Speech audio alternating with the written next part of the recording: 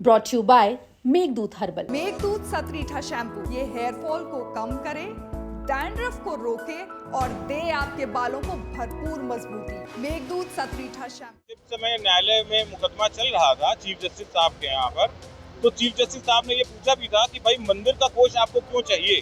सरकार अपने आप में उनके खुद बड़े दो प्रोजेक्ट अयोध्या और काशी विश्वनाथ का रहा है, और वहाँ पर आपने क्या मंदिर का पैसा यूज में लिया या नहीं लिया, या वहाँ कितना खर्चा हुआ, सरकार ने इस बाबत कोई जवाब नहीं दिया, जो ठाकुर जी के नाम पर होती हैं। इस एफडी से पूरे साल का ठाकुर जी के खर्चे, जिसमें बिजली के बिल रहे, कर्मचारियों का वेतन रहा, उनके ड्रेसेस रही, साल के उत्सव रहे, ठाकुर जी का प्रसाद रहा, ठाकुर जी की सेवाएं रही, वो सब चीज़ निर्धारित होती हैं, जिसका हर साल सन 39 से लगातार ऑडिट होता चला जा रहा है। जिन मकानों को चिन्हित किया गया, कौन ऐसे लोग थे जिन्होंने उनको चिन्हित किया, जिनका संरक्षण हुआ, किस बायवाद संरक्षण किया, मतलब ये सारी चीजें हवाई तौर पर कर ली जा रही हैं। हम मौजूद हैं विश्व प्रसिद्ध बांके बिहारी मंदिर में, और कल सुप्रीम कोर्ट ने एक आदेश दिया कि बांके बिहारी मंदिर कॉरिडोर को बनाया जाए और सरकार इसकी भव्यता और दिव्यता का ध्यान रखे।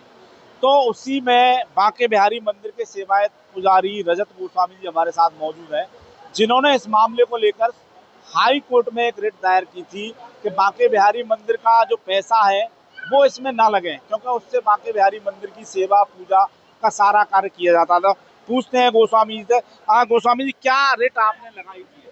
देखिए, ऐसा था, ये एक पीआईएल लगी थी और इस पीआईएल में ये मेंशन करा गया सरकार की तरफ से कि उनको यहाँ पर एक कॉरिडोर बनाना है। कॉरिडोर बनाने का कारण ये था कि यहाँ बढ़ती हुई जनसंख्या, लोग आने वाले श्रद्धालुओं की तादाद बढ़ने के कारण उनको ये महसूस होता है कि यहाँ पर व्यवस्थाएं हों।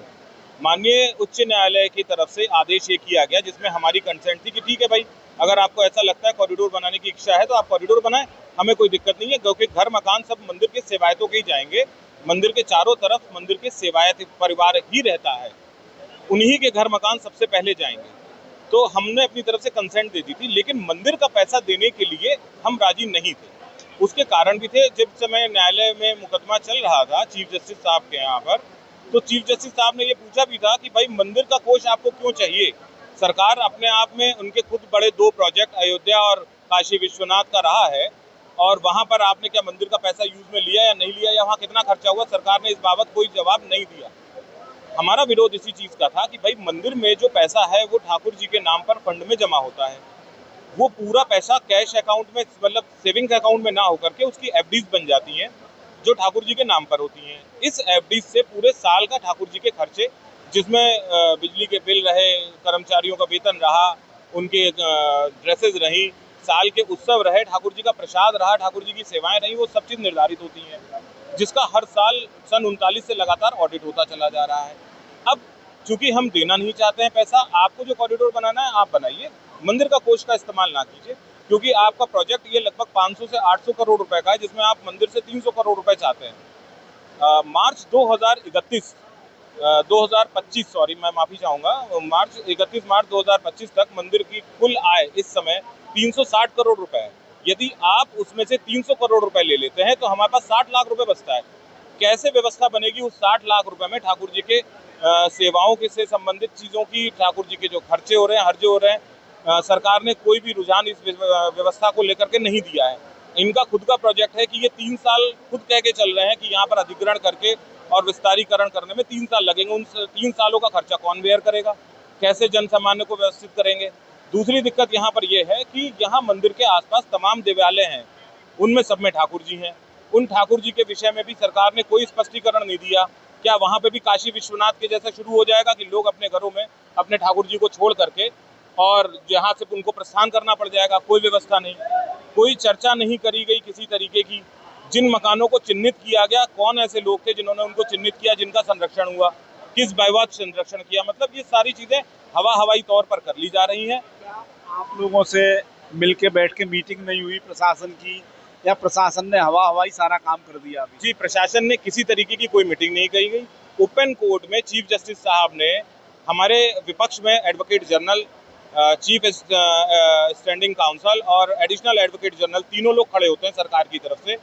ये बात ओपन कोर्ट में चीफ जस्टिस साहब ने कई बार कही कि आप लोग मीडिएशन कर लें और मीडिएशन करके एक निर्णय पर आए, लेकिन सरकार की तरफ से साफ मना कर दिया गया कि हम कोई मीडिएशन नहीं करना चाहते हैं। अब सरकार ने कहा कि जैसे अयोध्या में और काशी में तो भूमि सरकार ने ली, लेकिन यहाँ जो भूमि ली जाएगी वो ठाकुर जी के नाम पे ली जाएगी। जो रजिस्ट्री होगी वो भगवान के नाम पे होगी, क्योंकि भगवान का पैसा उसमें लगेगा। तो वहाँ पे और यहाँ पर ये अंतर नजर आ रहा है। तो आप लोग इससे कितने संतुष्ट हैं? देखिए, बात वहीं आ जाती है कि हमारे पास फंड जो है मात्र 360 करोड़ रुपए। बात अगर ये है कि अगर हम इतना पैसा एकदम से खर्च कर देंगे तो मंदिर की सेवाएं कहीं ना कहीं डिस्टर्ब हो जाएंगी, सारी व्यवस्थाएं चरमरा जाएंगी। सरकार सिर्फ अपना हित देख रही है। चलिए, इनकी बात को अगर हम बड़ा कर देते हैं और सरकार के साथ में खड़े हो जाते हैं, ठीक है आप पैसा ले लीजिए। अगर पैसा ले लीजिए तो मंदिर का मैनेजमेंट सन 39 के जजमेंट की डिग्री के हिसाब से चल रहा है। सरकार अगर सही तरीके से देख रही होती तो इनको मंदिर का मैनेजमेंट क्यों चाहिए, जो इन्होंने जो है हाई कोर्ट में अपना स्टेटमेंट दिया हुआ है और सुप्रीम कोर्ट में भी जो पता चला है कि इन्होंने स्टेटमेंट दिया हुआ है एफिडेविट के माध्यम से कि 129 मंदिरों का चार्ज हमको दे दिया जावे। ठीक है, इसका मैं अधिकरण नहीं कह रहा हूँ क्योंकि आप अपने आप में सक्षम है जो इसको जांच कर सकते हैं, लेकिन जितना मेरे सुनने में आया कि 129 मंदिरों के लिए इन्होंने ये कह दिया कि भाई यहाँ पर डिस्प्यूट है, सारे मंदिरों का अधिग्रहण करा दिया जाए और हमको दे दिया जाए, हमारे पास व्यवस्थित तैयार है। ये जो सुप्रीम कोर्ट का जो आदेश हुआ है, ये आदेश भी एक पक्षीय आदेश हो गया, हमको बिना सुने हुए।